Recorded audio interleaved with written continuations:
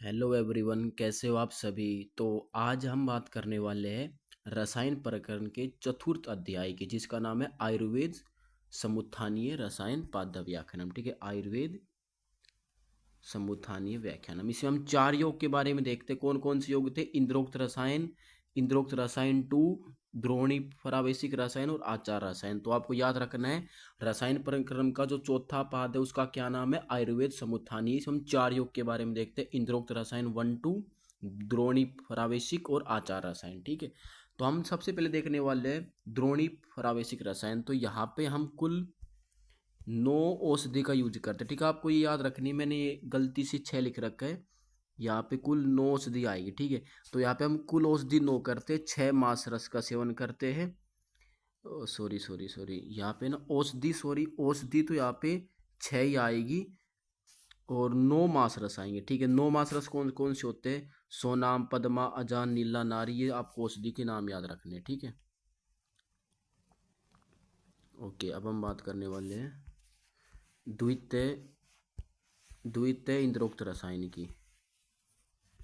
तो द्वितीय इंद्रोक्त रसायन में हमारे पास कुल यहाँ पे हम 40 औषधि का यूज करते हैं, 40 औषधि यहाँ पे हम इसमें डालते हैं। और इसमें ये बसम हम इम्पोर्टेंट है, ये बसम आपको याद रखनी है। ठीक है, कौन कौन सी है? स्वर्ण बसम, रजत बसम, स्वर्ण बसम, रजत बसम, ताम्र बसम, परवाल बसम, स्फटिक बसम, विद्रीय बसम और शंख बसम। ये सभी हम एक एक पल डालते हैं। ठीक है, तो ये इंपॉर्टेंट क्वेश्चन है कि द्वितीय इंद्रोक्त रसायन में हम 40 औषधि का यूज करते हैं। और ये हम 1 2 3 4 5 6 7 बसम का यूज करते हैं। कौन कौन सी बसम? स्वर्ण बसम, रजत बसम, ताम्र बसम, परवाल बसम, स्फटिक बसम, वेदरीय बसम और शंख बसम। ये आपको याद रखना है। ओके, अब हम चलते हैं अपना आचार रसायन पे।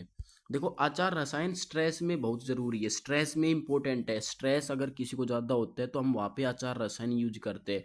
और याद रखना, हम यहाँ पे कोई औषधि का यूज नहीं करते, इंपॉर्टेंट है। ऐसा कौन सा रसायन है जिसमें कोई भी औषधि नहीं डलती है? और बस इसमें हम दूध और घृत का यूज करते हैं। दूध प्लस घृत को ही बोलते हैं आचार रसायन। दूध का सेवन घृत के साथ कोई बोलते हैं आचार रसायन। ठीक है, वर्णाचार्य की गुण।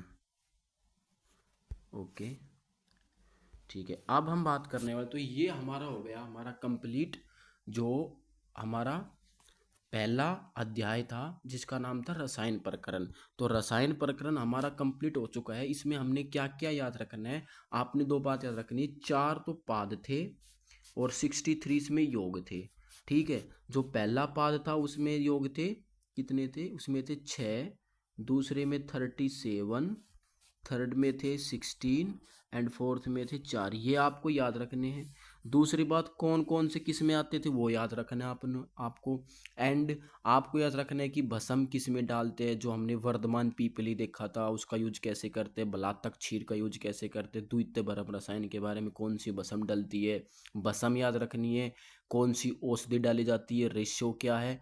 एंड सबसे इंपॉर्टेंट ये है कि उसका विधि कैसे हमको उसको देनी होती है। तो ये आप याद रख सकते हो।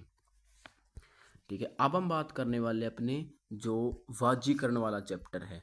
तो वाजीकरण जो है ना, हमारा दूसरा अध्याय है, अद्वितीय अध्याय। तो आज हम बात करने वाले अपने दूसरे अध्याय की। तो आज मैं सिर्फ इस चैप्टर का आपका जो नॉर्मल नॉर्मल जो आपका समरी टाइप में आपको बताऊंगा। तो जिस प्रकार हमारे आचार रसायन में कुल 4 पाद थे, इसी प्रकार यहाँ पे भी कुल 4 पाद होते हैं। कौन कौन से होते हैं? संयोग सरमूल्य, संयोग सरमूल्य एक था हमारा, आसित आसित क्षीरिक, आसी क्षीरिक, और एक था मास पर्ण भर्तीय, और एक हमारा पुमान जात बल्दिक। तो ये 4 पाद होते हैं, आपको याद रखने हैं। 4 पाद हमारे रसायन रसायन वाले में थे, 4 ही पाद हमारे वाजीकरण में है। तो वाजीकरण में 4 कौन कौन से आप याद रख सकते हो? SAMU से, SAMU, ऐसे क्या हो जाएगा अपना? संयोग सरमूल्य, संयोग सरमूल्य। ए से क्या हो जाएगा हमारे पास? आसित क्षीरिक, आसित क्षीरिक। एम से क्या हो जाएगा? मास मास पर्ण भर्तीय। और यू से क्या हो जाएगा? पुमान पुमान जात बल्दिक। तो ये 4 पाद आपको याद रखने हैं। अब इसमें कितनी कितनी हमारे योग आते हैं, तो इसमें आते हैं हमारे पास कुल 15 योग, इसमें हमारे पास आते हैं 8 योग, इसमें आते हैं 15 और इसमें आते हैं 2, तो टोटल यहाँ पे हो जाएंगे आपके पास 50। ठीक है, तो आपको याद रखना है कि 63 योग रसायन प्रकरण में थे एंड 50 योग का वर्णन हमारे वाजीकरण में बताया गया है। 50 योग के बारे में 4 पाद होते हैं। ठीक है, तो आपको क्या याद रखने हैं, यहाँ पे 4 पाद है और 4 पाद मिला के यहाँ पे 50 योग बनाते हैं। पहला जो है वो 15, जिसका क्या नाम था, संयोग सरमूल्य। दूसरा तो जो था हमारा आसित छिरिक, उसमें 8 योग है। तीसरा हमारा मास मास प्रण भरती है, उसमें भी 15 योग है। और जो हमारा लास्ट है पुमान जात बलि, उसमें 12 योग है। टोटल यहाँ पे 50 योग का वर्णन किया गया है। ठीक है, ओके। अब हम आज सबसे पहले देखने वाले वाजी, ये सबसे पहला जो हमारा है वो देखने वाले, तो इसका नाम है, ओके, तो हमारा जो सबसे पहला वाला है उसका नाम हम वाजीकरण की आवश्यकता। तो पहले हम देखेंगे कुछ वाजीकरण के बारे में कि हमारी वाजीकरण की आवश्यकता क्यों है हमें। तो देखो, वाजीकरण की 4 चीज इंपॉर्टेंट है, धर्म अर्थ प्रति यश। तो ये इंपॉर्टेंट है, ऐसे पूछते हैं कि वाजीकरण की आवश्यकता, तो श्लोक भी दे रखा है, धर्म्यो प्रतीक्षक्ष, धर्मो प्रति यश, मतलब धर्म अर्थ प्रति और यश, ये वाजीकरण की 4 आवश्यकता होती है, याद रखनी है। और देखो, वाजीकरण अरिष्ट बता रखा है, तो 20 वर्ष से कम और 80 से ज्यादा को वाजीकरण अरिष्ट है, मतलब अगर 20 वर्ष से कम और 80 वर्ष से ज्यादा को वाजीकरण नहीं देना चाहिए। और यहीं पे नीचे देखो, यहाँ पे मैथुन योग्य आयु दे रखी है। मैथुन योग्य आयु जो है, मतलब मैथुनी का मतलब कह सकते हैं कि वाजीकरण कह सकते हैं, मैथुन मतलब वाजीकरण। तो चरक की तो वो बता रखी है 16 to 70 एंड सुश्रुत की बता रखी है 25 to 80, ये आपको याद रखनी है। तो वाजीकरण अमिष्ट कब है, हमें कब वाजीकरण नहीं देना चाहिए, 20 वर्ष से कम और 80 वर्ष से ज्यादा वाजीकरण अमिष्ट नहीं देना चाहिए। मैथुन योग्य आयु आचार्य चरक जी ने 16 to 70 दे रखी है और आचार्य सुश्रुत ने 25 to 80 दे रखी है। और रसायन योग्य आयु कितनी है, 16 to 50, ये आपको याद रखनी है। ठीक है, देखो, रसायन और वाजीकरण 2 चीज थी, तो जो वाजीकरण की आयु है वो अलग है, रसायन की आयु वो अलग है। रसायन की जो आयु है वो 16 to 50 है हमारे आचार्य चरक के अनुसार, और जबकि वाजीकरण के अनुसार 16 to 70 है, ये आपको याद रखनी है। ठीक है, 16 to 70 मैथुन योग्य आयु है और 20 to 80 हमारे वाजीकरण योग्य आयु है। ठीक है, आपको ये याद रखनी है। उसके देखो, अब इम्पोर्टेंट ये भी है, वाजीकरण में अग्रह कौन है, स्त्री, ये आपको याद रखनी। वाजीकरण में अग्रह कौन होती है, स्त्री होती है। और जो वर्ष्य होते हैं उसमें अग्रह क्या होते हैं, नक्रेतस और संकल्प। तो ये कुछ है ना इंपॉर्टेंट पॉइंट जो आपको याद रखने, जैसे कि वाजीकरण की योग आयु कितनी है, रसायन की कितनी है, तो रसायन की है 16 to 50 और वाजीकरण की 20 to 80 हमारे आचार्य चरक के अनुसार। और जो वाजीकरण में अग्रह होती है वो स्त्री होती है और वर्ष्य में अग्रह नक्रेतस और संकल्प होता है, ये आपको याद रखना है। ओके, देन हम चलते हैं अपने नेक्स्ट। अब देखो, यहाँ पे लिख रखा है संभोग योग्य स्त्री, तो यहाँ पे हमारा ये देख सकते हो आप, संभोग योग्य स्त्री कौन कौन सी होती है, ये देखो।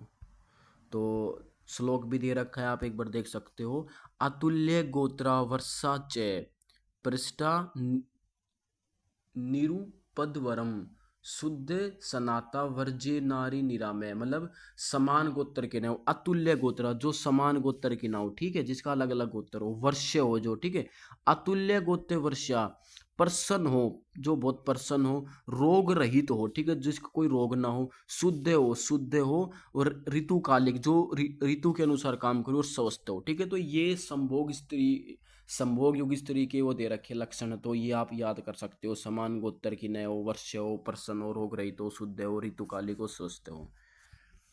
देन हम बात करते हैं संतान युक्त पुरुष। जो संतान युक्त पुरुष होते हैं ना, वो कैसा होगा, तो संतान युक्त पुरुष के बारे में दे रखा है कि ये रहा, देखो संतान युक्त पुरुष क्या है कि बहुमूर्ति, जो मतलब संतान युक्त पुरुष जो ज्यादा संतान पैदा करता है वो कैसा होगा, देखो बहुमूर्ति बहुर्मुख हो, उसकी बहुत सारी मूर्तियां होगी, जो उसके बच्चे होंगे तो वो उन्हीं के तो बच्चे हैं ना, तो उसके लिए बहुमूर्ति, उसकी बहुत बड़ी फैमिली होगी, बहुमूर्ति उसके बहुत ज्यादा मुख होंगे, क्योंकि बहुत सारे बच्चे होंगे तो बहुत बड़ी फैमिली होगी तो बहुत मुख बनेंगे। बहु उसकी बहुत ज्यादा बाही होगी। बहुक्रिया, बहुक्रिया मतलब वो बहुत ज्यादा काम करेगा। बहुचक्षु, बहुत उसकी आंखें होंगी, तो ये लिख रखा है बहुमूर्ति बहुमुखो बहु बियो बहुक्रिया बहुचक्षु बहुज्ञान, उसमें बहुत सारा ज्ञान होगा। अब हम यहाँ पे सबसे पहला हमारा जो है वो है ब्रह्मणी गुटिका। देखो ब्रह्मणी गुटिका, आपको सबसे पहले क्वेश्चन तो ये पूछा जाएगा कि ब्रह्मणी गुटिका कौन से पाद में आती है। तो हमारा जो वाजीकरण का जो पहला पाद था हमारा संयोग सरमूलीय, यहाँ पे आती है ब्रह्मणी गुटिका। और ब्रह्मणी गुटिका ये बस इंपॉर्टेंट आपको याद रखना है कि एक एक पल की गोलियां देते हैं, बस ये इंपॉर्टेंट है कि हम ब्रह्मणी गुटिका को एक एक पल देते हैं।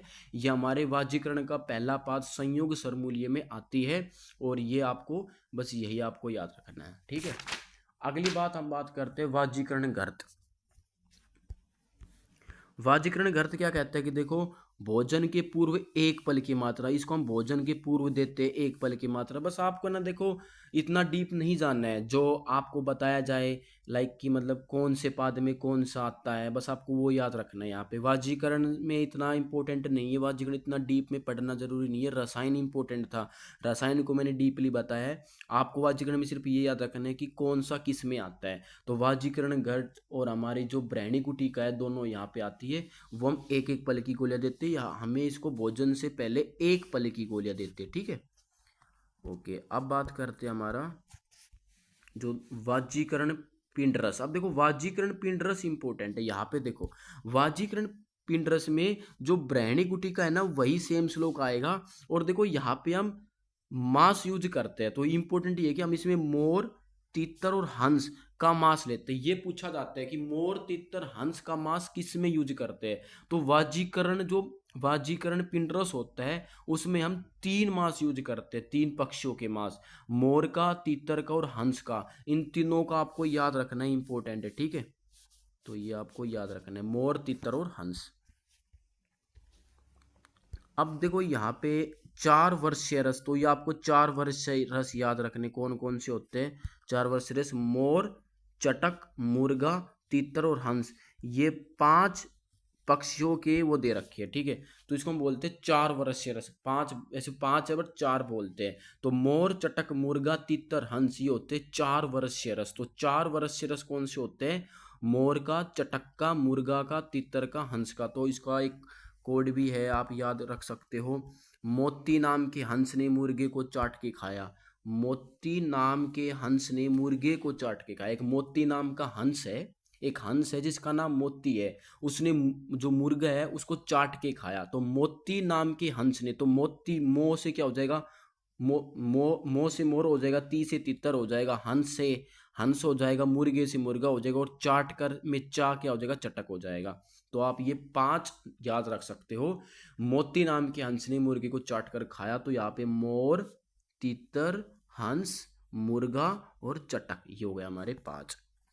अब यहाँ पे वर्ष्य अंडरस, ये भी इंपॉर्टेंट है। जो वर्ष्य अंडरस होते हैं वो कौन कौन से होते हैं, तो मछली प्लस हंस प्लस मुर्गा प्लस मोर, तो ये चार होते हैं वर्ष्य अंडरस। तो चार वर्ष्य अंडरस होते हैं, और जो चार वर्ष्य रस थे चार पक्षियों से लेते हैं, और ये चार अंडरस थे। तो अंडा किसका यूज करते हैं और मांस किसका यूज करते हैं, ठीक है। तो ये इंपॉर्टेंट है, ठीक है। तो ये हम यहाँ पे चाह रहे हैं कि मोमू मछली अंडे को खाकर हंसी। तो मो से मोर, मुर्गा, मछली और वर्षे, तो चार, मछली का, हंस का, मुर्गे का और मोर का, चार इनको बोलते हैं वर्ष्यन रस। तो पूछता आपसे चार वर्षीय रस किस किस के हैं, तो मोती नाम के हंस ने मुर्गे को चाट कर खाया। वर्ष्यन रस कौन से है, मोमू मछली अंडे को खाकर हंसा। एक मोमू मछली है जिसका नाम मोमू है, वो एक मछली है, उसने क्या किया, अंडे को खाकर हंसा। उसने अंडा खाया फिर वो हंसने लग गया। तो ये इससे पता लगेगा, अंडा से क्या पता चल जाएगा कि अंडरस है, ठीक है। तो ये इंपॉर्टेंट है कि मोमू नाम की मछली है, उसने अंडा खाया तो वो हंसने लग गया। तो मोमू से क्या हो जाएगा, मो से मोर हो जाएगा, मुंह से मुर्गा हो जाएगा, मछली से मछली हो जाएगी, अंड से अंडरस याद रहेगा, और हंसा से क्या हो जाएगा, आपका हंस हो जाएगा। ठीक है, तो ये दो इंपॉर्टेंट याद रखना है कि वाजीकरण जो हमारा पिंटरस होता है उसमें 3 मास लेते हैं, मोर का, तितर का, हंस का। उसके बाद आपको याद रखना है कि जो हमारा 4 वर्ष रस है उसमें हम मोर का, चटक का, मुर्गा, तितर, हंस यूज करते हैं, और जो हमारे वर्ष रस है उसमें हम मछली, हंस, मुर्गी, मोर का यूज करते हैं। ठीक है, तो ये आपको याद रखना है। देन हम बात करते हैं हमारा वाजीकरण का दूसरा अध्याय। वाजीकरण का दूसरा अध्याय का नाम क्या है, आपको ये पता होना चाहिए, असित क्षारीकीय, आसित शीरिक पादनम। ठीक है, आसित क्षीरिकी पादनम, आसित क्षीरिकी पादनम। तो यहाँ पे अगर मैं बात करूँ आसित क्षीरिकी पादनम में, तो यहाँ पे सबसे इंपॉर्टेंट है, यहाँ पे वर्ष्य कुपिली का दियोग, ये इंपॉर्टेंट है। देखो आपको थोड़ा दिख नहीं रहा होगा, लेकिन इसको हम बोलते हैं वर्ष्य कुपिला दियोग। क्या बोलते हैं इसको, हम बोलते हैं वर्ष्य कुपली, कुपली का दियोग, वर्ष कुपली का दियोग। तो यहाँ पे इंपॉर्टेंट है, ये क्या लेना है, यहाँ पे हम रेतस लेते हैं। तो इंपॉर्टेंट ये कि हम यहाँ पे शुक्र यूज करते हैं। तो किस किस का शुक्र लेते हैं, चटक का, हंस का, मुर्गे का, मोर का, शिशुमार का, और मगर। तो ये 6 शुक्र लेते हैं। तो बहुत इंपॉर्टेंट है कि 6, सबसे पहली बात तो जो हमारा वर्ष कुपुली का आदि योग होता है वो कहाँ पे आता है, तो वो हमारे वाजीकरण का जो दूसरा योग है आसित क्षीरिकम, आसित क्षीरिकम पाद में आता है। और यहाँ पे हम 6 शुक्र लेते हैं इसको बनाने के लिए। किस किस का शुक्र लेते हैं, चटक, हंस, मुर्गा, मोर, शिशुमार और मगर का यूज करते हैं। ठीक है, ओके, हम फिर आगे चलते हैं। अब हम देखते हैं, एक सेकेंड, ओके। तो अब हम बात करने वाले हैं दूसरे की। यहाँ पे इसका नाम होता है वर्ष्य षष्ठी को दिन प्रयोग। ये इसका नाम होता है वर्ष्य षष्ठी को दिन। षष्ठी मतलब क्या होता है, चावल। तो यहाँ पे हम क्या करते हैं, श्वेत साठी चावल को पूर्ण घृत से युक्त करके चंद्रमा के नीचे प्रतिदिन दूध के साथ लेते हैं। ठीक है, तो ये होता है वर्ष्य षष्ठी को दिन प्रयोग। तो बस आपसे पूछता है कि वर्ष्य षष्ठी को दिन कहाँ पे आता है, तो ये वाजीकरण के दूसरे अध्याय आसित क्षारिकम में आता है। ठीक है, अब यहाँ पे आता है वर्ष्य कुपुलिका। देखो वर्ष्य कुपुलिका बेसिकली ये इंपॉर्टेंट है। यहाँ पे हम 2 जानवर लेते हैं, बस आपको याद रखना है। वर्ष्य कुपिला के अंदर 2 जानवर का वर्णन किया गया है, एक हाथी और एक घोड़ा। ये आपको ये याद रखना है। ठीक है, हाथी और घोड़ा याद रखना है। तो यहाँ पे देखो आपको मैं बताता हूँ क्या क्या आपको याद रखना है। देखो पहले मैंने आपको बताया था वाजीकरण पिंडरस। तो वाजीकरण पिंडरस में 3 मास का यूज किया था, आपको याद रखना है, मोर का, तितर का और हंस का। ये आपको याद रखना है, तो मोर, तितर, हंस का। और ये वाजीकरण पिंडरस हमारे जो हमारा पहला पाद था उसमें आता था। पहला पाद का नाम क्या था, संयोग सरमूलीय पादनम, ये आता था अखे। देन हमने पढ़े थे 4 वर्षीय रस। 4 वर्षीय रस कौन कौन से थे, उसमें 5 थे। कौन कौन से थे, मोर, ओके, तितर, चटक, हंस और मुर्गा। और इसकी जो मैंने आपको कोड के लिए एक लाइन बताई थी, क्या बताई थी, मोती, मोती नाम के हंस ने, मोती नाम के हंस ने मुर्गे को चाट कर खाया। अब यहां पे क्या क्या देखो, तो मोती से यहां पे तो क्या हो जाएगा, मोर,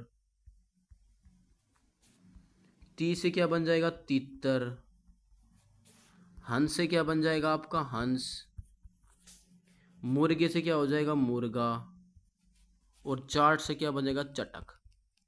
तो आपको ये याद रखने। उसके बाद मैंने आपको बताए थे हमारे वर्ष्य अंडरस, वर्ष्य अंडरस। यहां पे हम किस किस का अंडरस यूज करते थे, मैंने बताया था, मोमू, मोमू मछली अंडे को खाकर हंसी। तो यहाँ पे क्या क्या देखो, जो मोमू से, तो मो से क्या बन जाएगा मोर, मुंह से क्या बन जाएगा मुर्गा, मछली से हो जाएगा मछली, और यहाँ पे हंसी, हंसी से क्या बन जाएगा हंस, और अंडे से आपको अंडरस याद रहेगा। ठीक है, तो आपको ये याद रखना। उसके बाद अब जो सबसे इंपॉर्टेंट है वो आपसे पूछतेगा कि हमारा वर्ष कुपली का दियोग, वर्ष कुपला दियोग, वर्ष कुपली,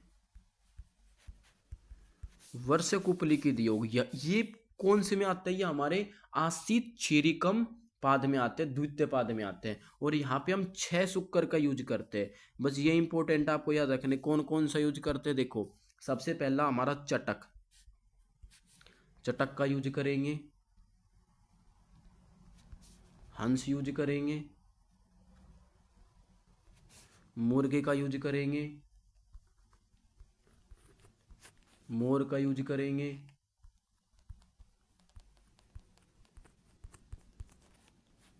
शिशुमार का यूज करेंगे, और मगर यूज करेंगे। ठीक है, तो आपको ये याद रखना है कि वर्ष कुपली का दियोग में हम 6 रेतस किस किस पक्षियों का लेते हैं, तो चटक, हंस, मुर्गा, मोर, शिशुमार और मगर। ठीक है, आपको ये याद रखना है। तो ये हमने 2 पाद देख लिए, आसित क्षीरिकम, और हमारा पहला था संयोग सरमूलीय पाद।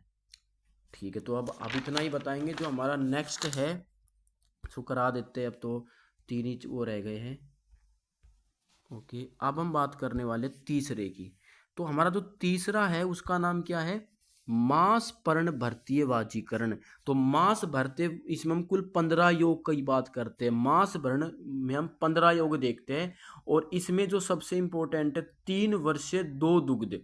ठीक है, ये आपको याद रखने हैं। तो उड़द, ईख प्लस अर्जुन, ये हम यूज करते हैं। ठीक है, 5 वर्षीय क्षीर का प्रयोग, तो इसमें हम 5 वर्षीय क्षीर का प्रयोग में कौन कौन से लेते हैं, शुक्ल, जीवनीय, ब्रैणीय, बलवर्धनीय, क्षीर जननवर के ये यूज करते हैं। और बस आपको याद रखना कि यहाँ पे कौन कौन से आते हैं, जैसे कि है ना, यहाँ पे अपत्यकर क्षीर आता है, वर्ष पीपल योग आता है, वर्ष शतावरी गर्त आता है।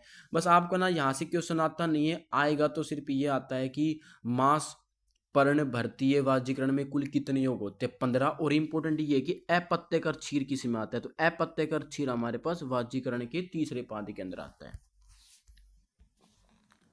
ठीक है, अब हम बात करने वाले वाजीकरण का चौथा अध्याय। ये थोड़ा सा इंपॉर्टेंट है, ये देखो आप। तो इसका नाम है हमारे पास पुमान जात बलादी वाजीकरण। इसमें हम कुल 12 योग के बारे में देखते हैं। ठीक है, 12 योग देखते हैं।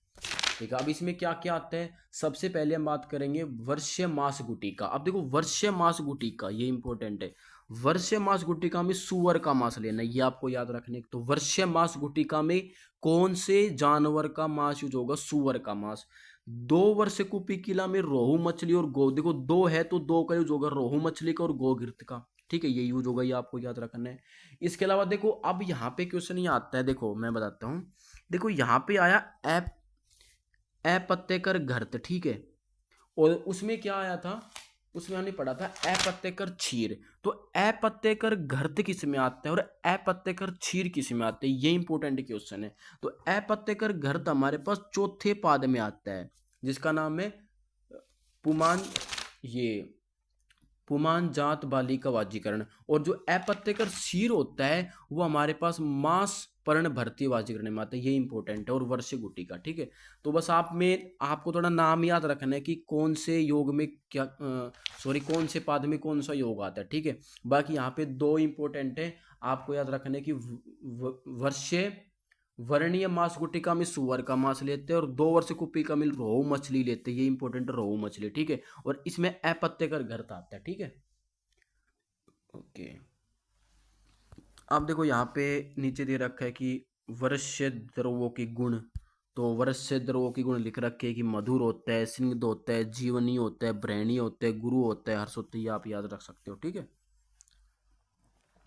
अब देखो कुछ आपको रिफरेंस आपको याद रखने, जैसे कि यहाँ पे दे रखा है शुक्रोदय काल। तो शुक्रोदय काल का रिफरेंस इंपॉर्टेंट है। ठीक है, ये आता है क्वेश्चन में, यथा मुकुल पुष्पस्य सुगंधो नोपलभ्यते। तो ये रेफरेंस में पूछता आपसे, ठीक है, ये श्लोक दे देगा और आपसे पूछेगा ये कहाँ पे आता है, ठीक है। तो शुक्रोदय काल का रेफरेंस इंपॉर्टेंट है, ठीक है। ओके, अब हम बात करते हैं हमारे लास्ट की। तो यहाँ पे दे रखा है ये है शुक्र 6 के कारण। देखो शुक्र 6 किस किस कारण से हो सकता है। तो शुक्र 6 के बहुत सारे कारण है। वृद्धावस्था, चिंता, देखो आपकी अवस्था ज़्यादा, आयु ज़्यादा हो गई, आपकी चिंता ज़्यादा कर रहे हो, रोग, आपको कोई डिजीज है, शक्ति से अधिक कार्य कर रहे हो, डेली खाना नहीं खा रहे हो, ठीक है, भोजन नहीं करना और अधिक संभोग करना। तो ये शुक्र 6 के कुछ कारण दे रखे हैं। अब आपको कुछ याद रखने हैं, डाटाबेस क्वेश्चन है, थोड़े बहुत आपको पता होने, जैसे कि अल्प मैथुन शक्ति के कारण। देखो अल्प मैथुन शक्ति के कारण कितने हैं, 8, ठीक है। शुक्र का स्थान कौन है, संपूर्ण शरीर में, आपको याद रखना है। और शुक्र बाहर निकलने के कारण 4 है, ठीक है। कौन कौन सी वजह शुक्र बाहर निकलता है, स्त्री जब पुरुष संयोग करते, हम जब उसकी संभोग की चेष्टा करते, संकल्प करते और पीड़न। तो ये 4 आपको कारण याद रखने। तो आपको याद रखना है कि अल्प मैथुन शक्ति के कितने कारण है, शुक्र बाहर निकलने के कितने कारण है, बस आपको पता होने चाहिए, ठीक है। अब बात करते शुक्र प्रवृत्ति। तो शुक्र की प्रवृत्ति कैसी होती है, देखो शुक्र की प्रवृत्ति हर्ष, तर्ष, वीर्य की वीर्य की सरता, मतलब शुक्र कब कब नहीं आएगा वो दे रखे। तो हर्ष, तर्ष, वीर्य की सरता, वीर्य की पिछलता, वीर्य की गुरूरता, वीर्य का सूक्ष्म होना, प्रणव भाव, और शुक्र को प्रेरणा देने वाली वायु, ठीक है। तो ये आपको याद रखने हैं। उसके बाद शुक्र का लक्षण दे रखा है, तो आप ये भी देखते हो शुक्र का लक्षण मधुर, स्निग्ध, पीसिल, गाढ़ा होता है, फलवत होता है, ठीक है। तो आपको ये याद रखना है। तो इस प्रकार ये हमारा हो गया वाजीकरण पूरा और रसायन पूरा। देखो वाजीकरण थोड़ा कॉम्प्लिकेटेड नहीं, उसमें ना बहुत सारा लिखा हुआ है, हमें वो पढ़ना नहीं है, हमें सिर्फ उसमें कितने योग आते हैं, उसमें कितने योग है और कितने पाद में डिवाइड है और कौन कौन से में क्या क्या था, आपको ये याद रखना होता है बेसिकली। रसायन प्रकरण इंपॉर्टेंट है, वो उसके मैंने जितने भी योग थे मैंने आपको सभी डीपली बताए हैं। लेकिन वाजीकरण में सिर्फ आपको योग याद रखने हैं, कि सॉरी पाद याद रखने हैं, उसमें कौन से योग आते हैं इंपॉर्टेंट जिसके आपत्तिकर क्षीर और आपत्तिकर घर्त इंपॉर्टेंट है। आपत्तिकर क्षीर किस में आता है, आपत्तिकर घर्त किस में आता है। और यहाँ पे 4 वर्षीय रस, हमारे जो अंडरस थे, वर्षीय रस थे, वो इंपॉर्टेंट है। कौन से मास का यूज होता है, कौन से रितेश का यूज होता है, आपको ये याद रखना है, ठीक है। बाकी अब हमारा नेक्स्ट चैप्टर जो हमारा जवर चिकित्सा है वो हम कल से स्टार्ट करने वाले हैं। ये हमारे चरक चिकित्सा स्थान के 2 चैप्टर कंप्लीट हो चुके हैं, रसायन प्रकरण और वाजीकरण, ठीक है। Okay, thank you.